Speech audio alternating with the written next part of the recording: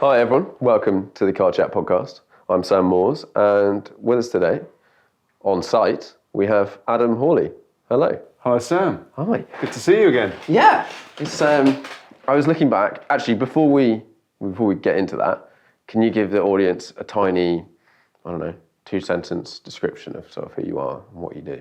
So I'm Adam Hawley. I'm the co-founder of Theon Design. We build cool Porsches. Yeah. So we first met each other. It was about the time we recorded, maybe a couple of weeks before. Yeah, or 2 weeks about before 3 years ago. August 2020. So at that point in time, you had started Theon Design. You'd done lots of restorations. Yes. Before that point, is that right? So we'd done a few restorations to basically show the quality that we could do, and then we, as a big plan, to do the recreation cars.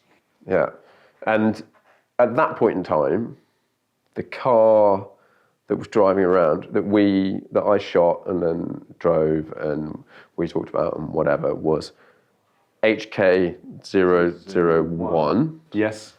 Which is the first Hong Kong car. That's how you name the cars, right? Exactly right. Yeah. And which car was that of the Theon Design? Was that number one? No, that was number 2. That was the second car we built. So, and we've just completed the 6th car. Nice. And so when we were just discussing this as I was setting up in Adam's office here. The last recording, if you go back and look on YouTube, you'll see us recording. But we got into your background and why you made the cars and some of the process and the ideas behind it and all of that sort of stuff. So if you're interested in the sort of story of Theon Design going back, I think it was episode, I'm going to say 66, it's somewhere around there, August 2020 on the podcast. But we were in a storeroom above the workshop recording, and it's just which is where my office was. Which is where your office was. Now you've got like an office. Now a proper office, yeah, with windows and everything. And we're in a different building. We are. We still have the other building, but we have a new. Basically, we have the other old building, which is now sort of the dirty building, as we call it, and then this is the post-paint customer-facing building. So we have just the nice painted shells and building up for final build. And in the dirty building as such, I don't know, we could probably give it a slightly better name than that, but that building, because all these cars, as much as you want your process to be like as clean and nice, and actually if we walk outside this office, there's 4 or 5 cars in build right there, and it's all like super clean. For the first chunk of the process, there's just so much mess. Yeah, it's just, creates a massive amount of mess. So even stripping a car creates a huge amount of mess. So it's better to keep the two very separate. Have you found any weird stuff taking a car apart? Yes. In one of the restoration cars, we found some very interesting letters from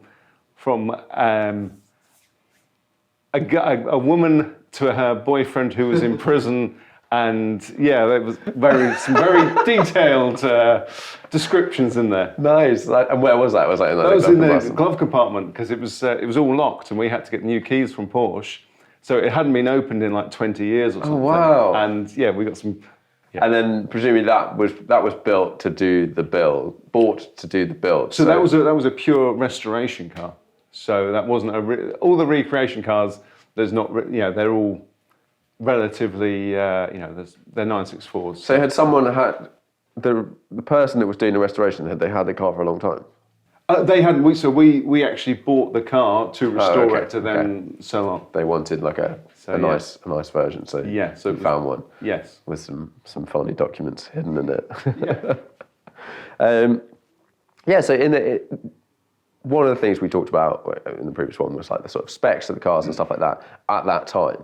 Now, has that evolved? Have things evolved a bit? Yeah, hugely. We've become more and more bespoke and higher and higher quality. we basically just want to build the best possible car we can and as tailored to the owner as humanly possible. So, for instance, the last 3 cars have all been 400 horsepower, but one was a weekend beast, one was a cross-European tourer, and one was sort of a more refined RS. And so we don't just do a colour and trim exercise, it's completely down to the nuts and bolts of the car, engineering it even to the customer's preference. So what sort of things have you changed? So if I come to you and say, I want a car, I'm going to be as vague as that. Let's just say it's a Porsche. Yeah. Well, we only do the 964 based recreation. Are they getting harder to find now? No, not particularly. I mean, because most of our cars have actually gone abroad. In fact, our first UK car is about 3 months away from completion, and then we have 5 UK cars in a row, bizarrely. Oh, nice. But so they, it's not so much of an issue because we're only taking 1 or 2 from each country. It's more difficult to find, but it's not impossible. And we try and take a more tired, run down 964 and actually give it a new lease of life. I mean, we've had some that have been 250,000 miles, others that you can stand outside the car and put one arm in the engine bay and the other arm inside the car because it's just completely rotten out. So, and that's a good thing to do because you want to keep these cars on the road. Okay, we are completely restoring them and changing them, but we still keep the essence of the original 964. And you keep quite a lot of the car, like the base of the car. So I've heard with other people, some people are going, actually, if you're going to spend X amount on the whole build, like just buy a nice car to start with because you're going to end up with less problems.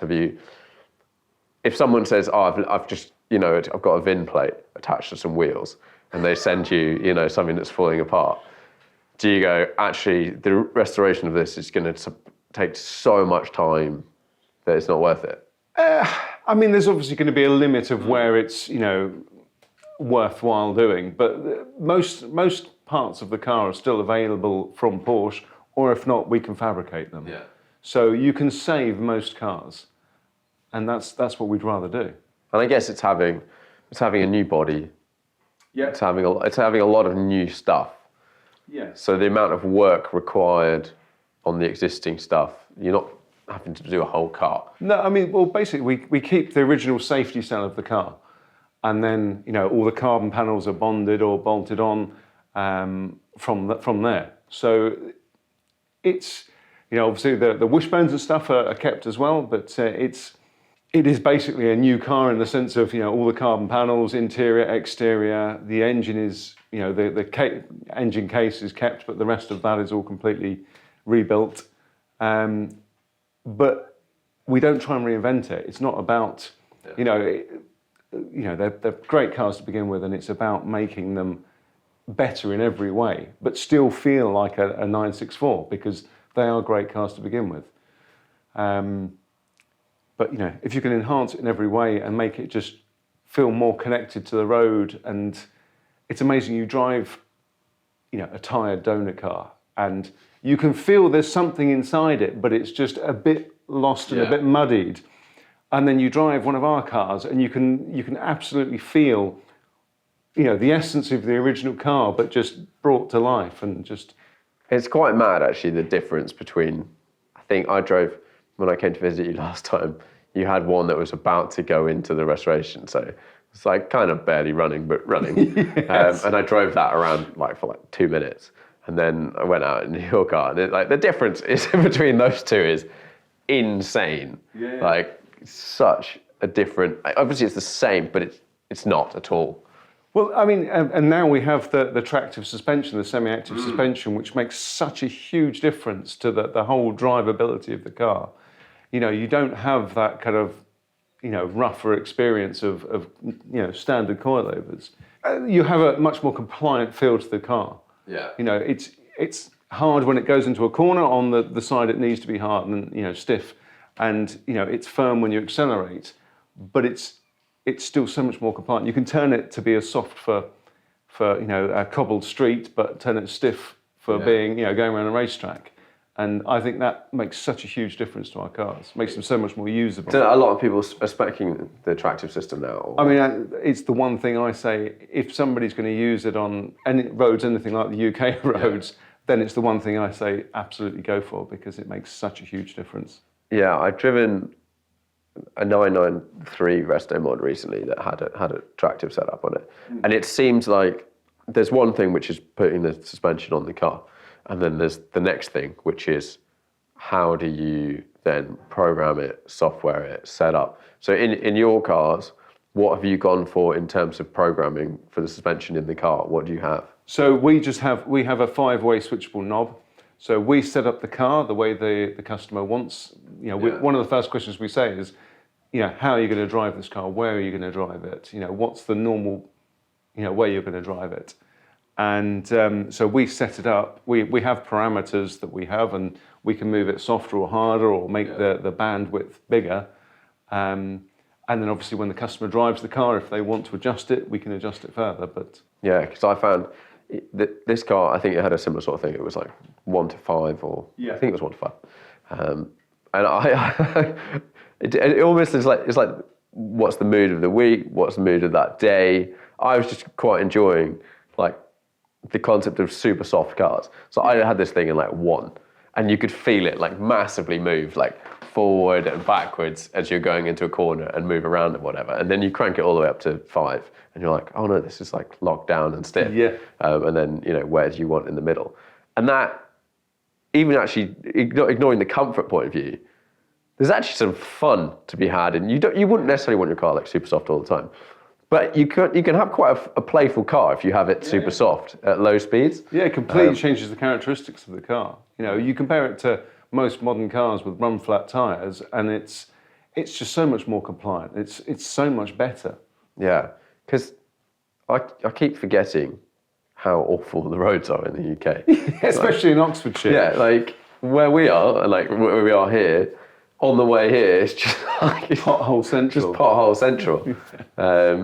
Yeah. It's an interesting one. So we did, last time I saw you, it was HK Hong Kong one. Yeah. That Hong Kong car went to Hong Kong. Yeah. I'm guessing.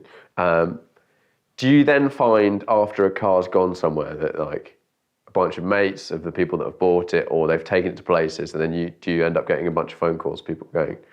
It's always seemed strange that I don't know whether people talk to each other but we tend to get a couple from one country, and then, as I say, 5 UK cars in a row, and then we've got, I think, 4 US cars. It just seems to be, they do talk to, people talk to each other, and so it's... It is funny how that sort of thing happens. I've heard it from some other people where there'll be like let's just say, exceptionally wealthy friendship group. Yes. And some new thing will come out. One of them will go and drive it, or come out and be like, oh, yeah, this is great. And they're like, do you think your friends want it? Like, yeah, they're all going to want one. And then you're like, right, there we go. There's 6 orders or whatever. Yes. For whatever the latest, greatest thing is. I had a look back through the Instagram of what we've got. We had a Germany car. Yeah, so the German car was actually the first car. Ah, okay. Yeah. So there's the German car, Hong Kong. Then another Hong Kong. Is that Belgium? So no, there was German car, Hong Kong car, another Hong Kong car. In fact, we've got them here. A Belgium car. Oh, nice. And then, this. They're the wrong way around, but... so then we had the Belgium car and the Chile car as well, and then the Italian car. And have they all been...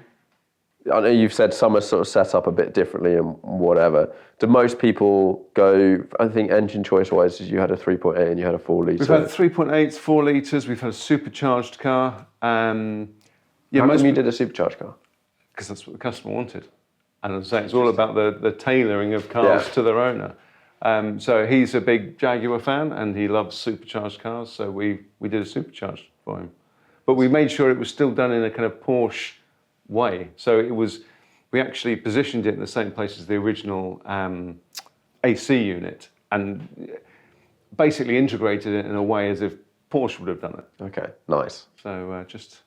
Because that is quite a lot of your thing, isn't it? It's like, how would Porsche do this? Yes. You kind of want to do it that way. Yeah, that's the most important thing for us. To keep it this purity of purpose make it absolutely a Porsche thing. That, you know, if Porsche weren't building a production car, they would be building a small run of cars. You know, this is what we hoped they would have done if they could have done it. Yeah. All of the specs I'm looking at now are all quite like refined, nice. They're just like quite nice looking things, and outside there's a similar vibe, like just like nice looking cars.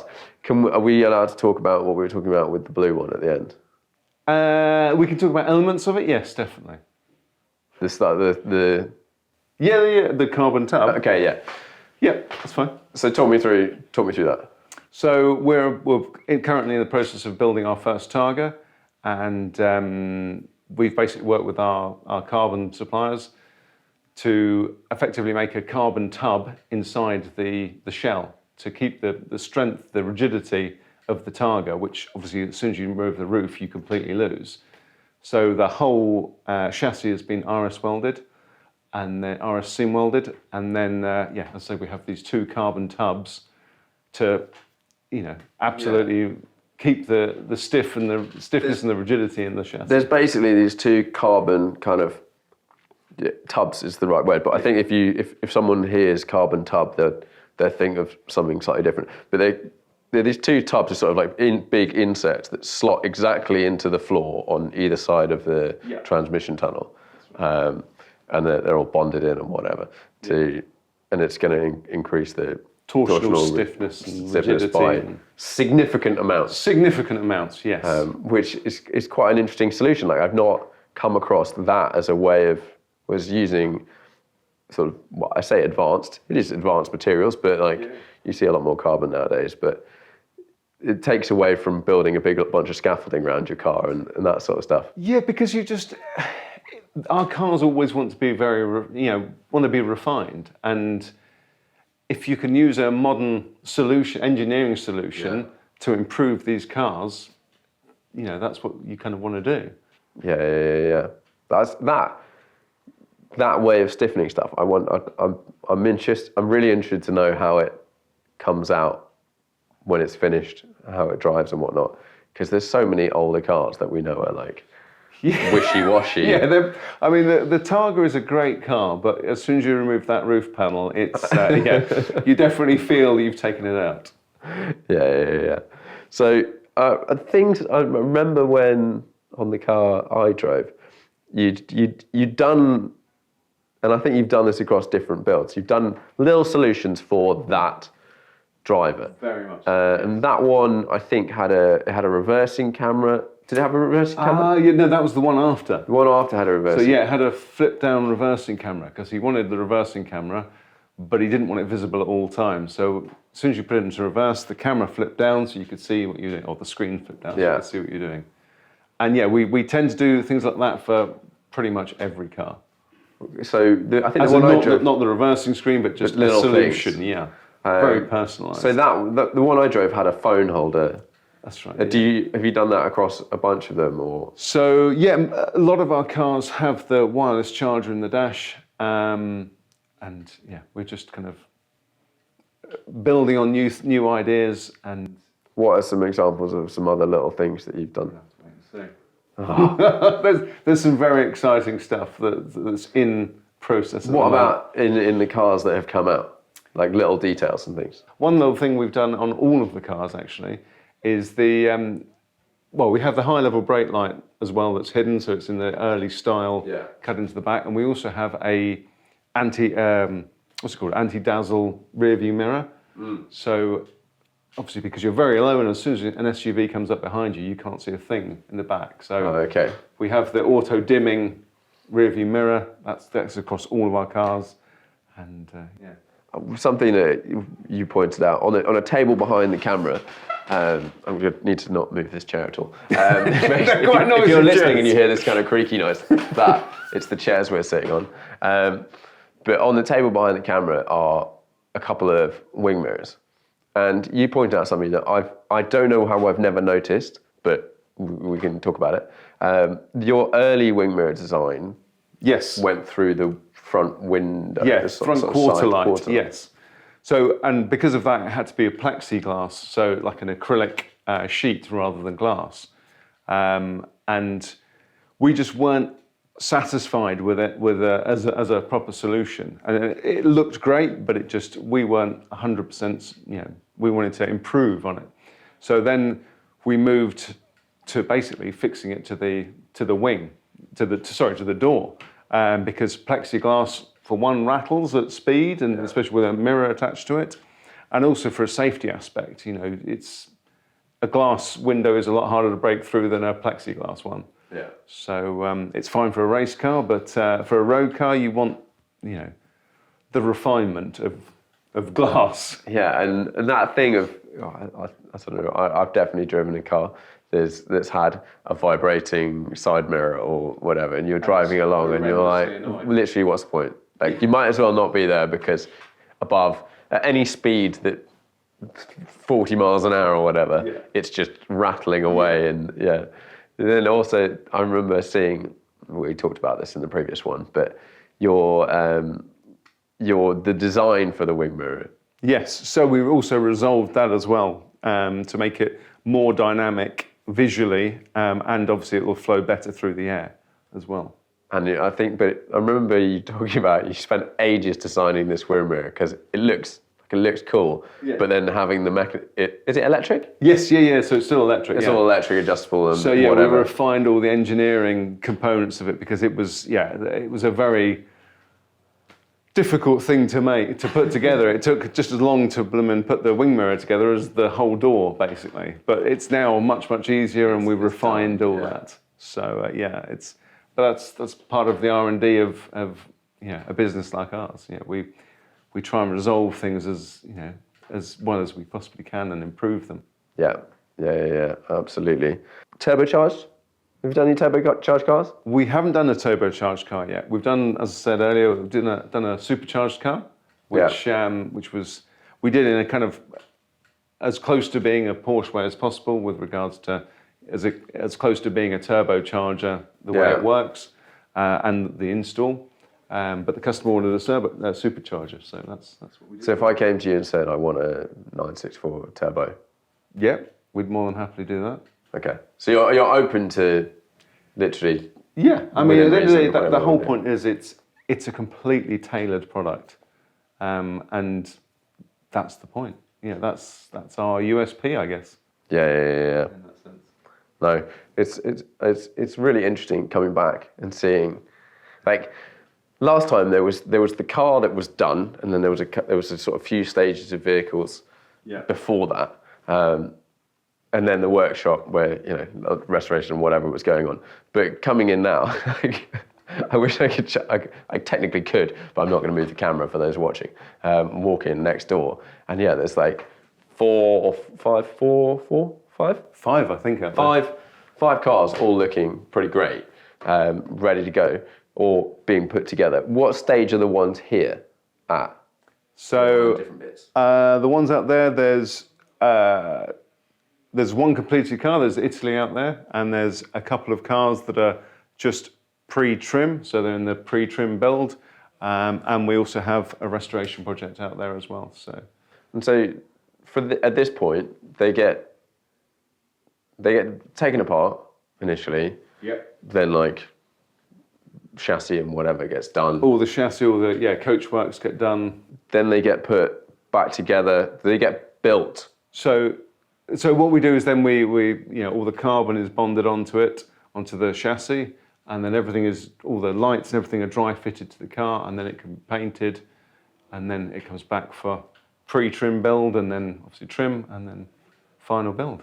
Yeah, they're looking. I kind of want to go and have a look, poke around some more cars. I normally ask five questions. I think this is good. Oh, good no, way to get back in. Not your questions. Do you remember? Well, I do. They haven't changed. That's haunted me. If you could only drive one car for the rest of your life. Do you know what? I would actually use one of ours as a daily driver. I'd be happy. And how would you spec it now? Do you know what? My spec choice has completely changed, and I would. Still not sure about colour, because every time we build a car, I just love all the colours that all of our customers have built. But yeah, I'd certainly go 4 litre, 6-speed, and yeah. That's the colours thing is so tricky, isn't it? Because I kind of in my head have like this is my spec, like on any car kind of thing. Yeah. But then you see some specs that people do that someone else might be like, this is my thing, and you go, oh yeah, but that's pretty good.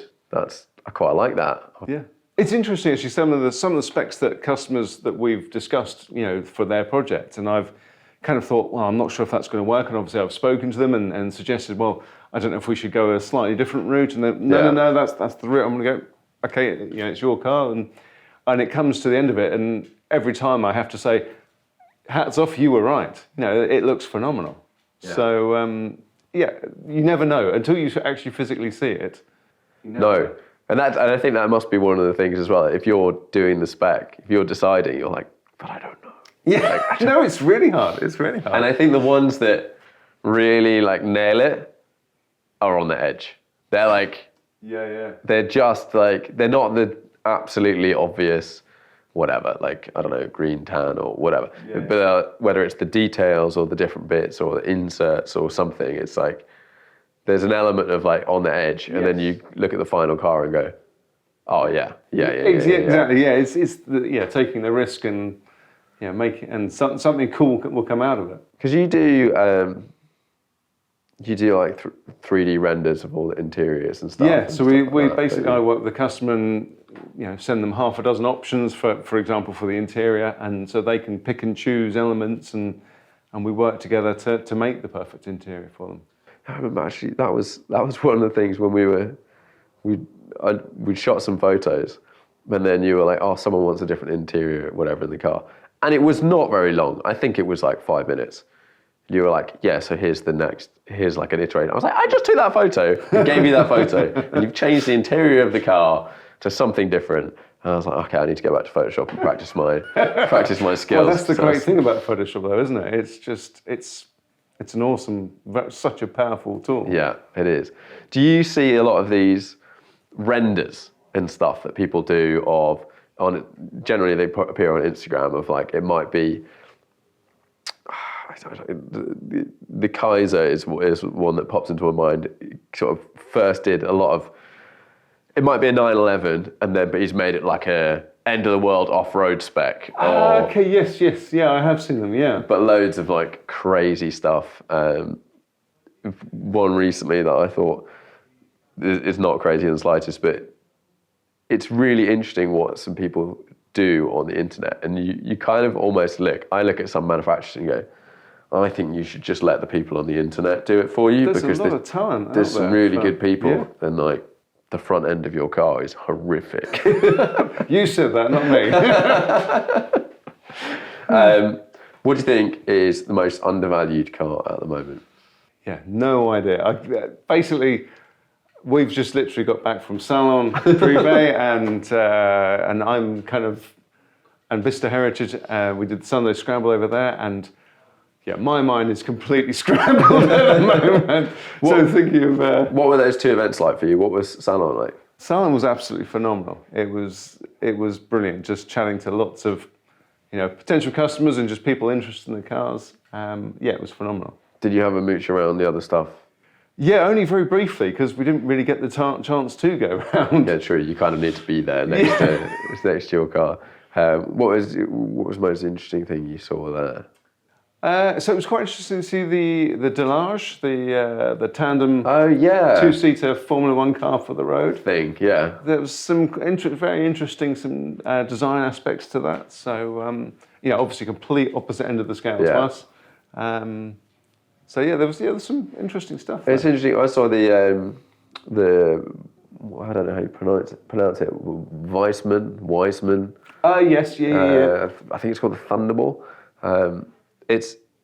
I find it interesting seeing some of these brands that have they kind of disappeared for a while, come back, but with an EV. Yeah. I'm really intrigued as to how this is going to go ultimately in whatever, 20 years time, I'm sure. I think everyone will be driving EVs, so it won't seem so odd. But to launch a new sports EV at the moment, I think is a really interesting move, because I just don't know. I'd really like to know from these people, like how the order books are doing and stuff. Well, it was so strange because we did the supercar parade, and there was a hybrid in front of us and like 3 electric cars behind us, and our car is the only car making any noise. Yeah. And part of you kind of feels like, well, it shouldn't be making quite as much noise, but part of you thinks, well, actually, this is what a car is about. This is the heart and soul of a car, especially a sports car. Yeah, exactly. Yeah. No, it's an interesting space moving forward. But yeah, I thought it was. Went along for a bit. Thought it was a good event. I was just discussing with Adam about how I meant to record a podcast. So apologies to the listeners. I knew I was coming here, so I knew I was going to get you. Yeah.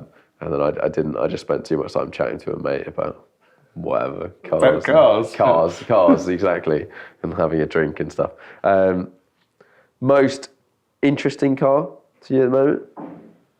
Each one of our cars, because they're all so bespoke. I'm just amazed by whatever all the customers want to do with regards to different aspects, and the fact that all of our cars drive so differently. It's so amazing what you can do with a single chassis, and make such a completely just range of different cars out of it.